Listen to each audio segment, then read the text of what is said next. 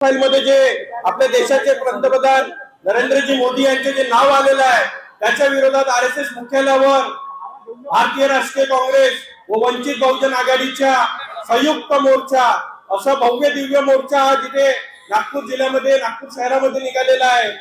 त्यामध्ये प्रामुख्याने उपस्थित वंचित बहुजन आघाडीचे राष्ट्रीय अध्यक्ष बाळासाहेब आंबेडकर साहेब आणि प्रदेश काँग्रेस कमिटीचे आमचे अध्यक्ष हर्षवर्धनजी सपकाळ साहेब, नागपूर शहर काँग्रेस कमिटीचे अध्यक्ष व आमदार विकासजी ठाकरे साहेब, प्रदेश महासचिव कुंदाताई राऊत, तक्षशिलाताई वागदरे, अवंतिकाताई लेकुरवाडे, जयंतभाऊ दळवी व वंचित बहुजन आघाडीचे शहर अध्यक्ष मंगेशभाऊ वानखेडे, ग्रामीणचे अध्यक्ष अजयभाऊ सहारे व सर्व सन्माननीय मंच।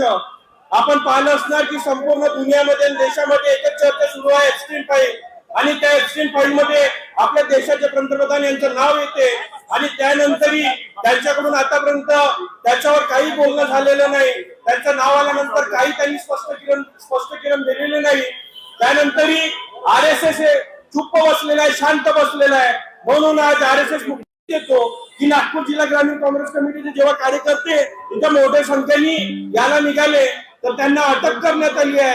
देवलार पोलीस स्टेशन मध्ये असो की रामटेक पोलीस स्टेशन मध्ये असो की भिवापूर पोलीस स्टेशन मध्ये असो मोठ्या प्रमाणात काँग्रेसचे कार्यकर्ते यांना अटक करण्यात आलेली आहे। आणि जे प्रमुख पदाधिकारी आहे यांना सकाळीच त्यांच्या घरामधून त्यांना उचलून नेलं आणि पोलीस स्टेशन मध्ये बसवून ठेवलंय किंवा त्यांच्या घरी पोलीस बसवून आहे।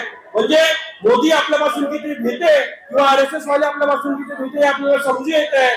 आपण एक नारा द्यायचा आहे, नाम नरेंद्र काम सरेंडर, नाम नरेंद्र, नाम नरेंद्र, नाम नरेंद्र, नाम नरेंद्र, नाम नरेंद्र, नाम नरेंद्र, नाम नरेंद्र, नाम नरेंद्र। अरे या सरकारचं करायचं काय? नाम नरेंद्र, आरएसएस मुर्दाबाद, आरएसएस मुर्दाबाद, भाजप सरकार मुर्दाबाद, भाजप सरकार मुर्दाबाद। अरे पहले लड़े थे गोरों से, अब लड़ेंगे चोरों से। पहले लड़े थे गोरों से, पहले लड़े थे गोरों से, पहले लड़े थे गोरों से, पहले लड़े थे गोरों से। धन्यवाद। जय भीम, जय महाराष्ट्र, जय हिंद।